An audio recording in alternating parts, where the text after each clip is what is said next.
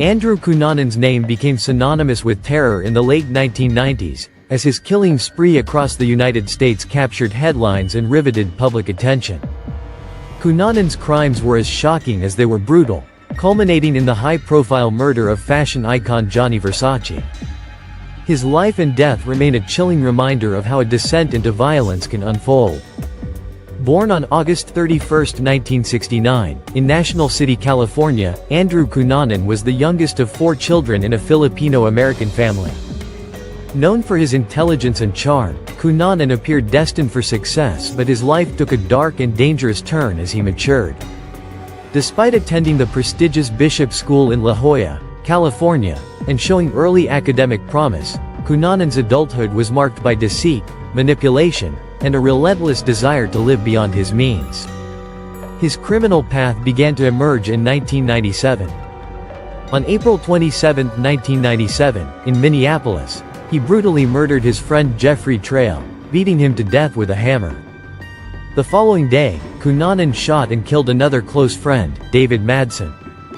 Madsen's body was later found on the east shore of Rush Lake, Minnesota.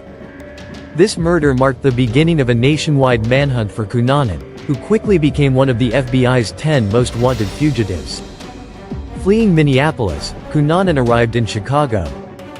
On May 4, 1997, he murdered prominent real estate developer Lee Miglin in a particularly horrific fashion, binding, torturing, and ultimately killing him in his own home. The motive for this chilling act remains unclear, adding to the mystery and horror surrounding Cunanan's spree. After stealing Miglin's car, Cunanan continued his murderous journey. His next victim was William Reese, a cemetery caretaker in Pennsville, New Jersey. On May 9, 1997, Cunanan shot Reese to death simply to steal his red pickup truck. This senseless act underscored Cunanan's escalating desperation and lack of coherent motive beyond his immediate survival. The climax of Cunanan's spree came on July 15, 1997, when he brazenly gunned down famed fashion designer Gianni Versace on the steps of his Miami Beach mansion. The shocking murder of such a prominent figure thrust the manhunt into the international spotlight. Cunanan's choice of Versace as a victim baffled many.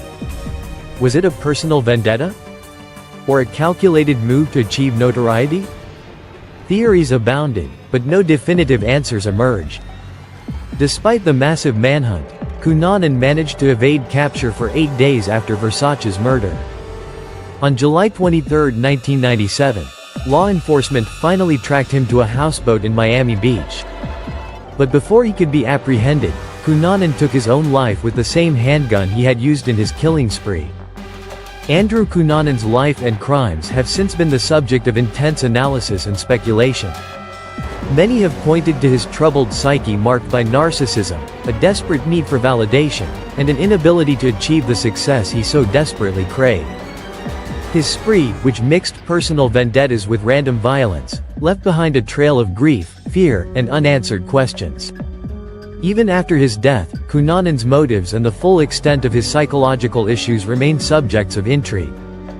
His actions during those 3 months in 1997 serve as a grim reminder of how unchecked mental illness and a propensity for violence can lead to devastating consequences. The legacy of Andrew Cunanan is one of unrelenting tragedy, both for his victims and for the wasted potential of a life that spiraled irreversibly into darkness.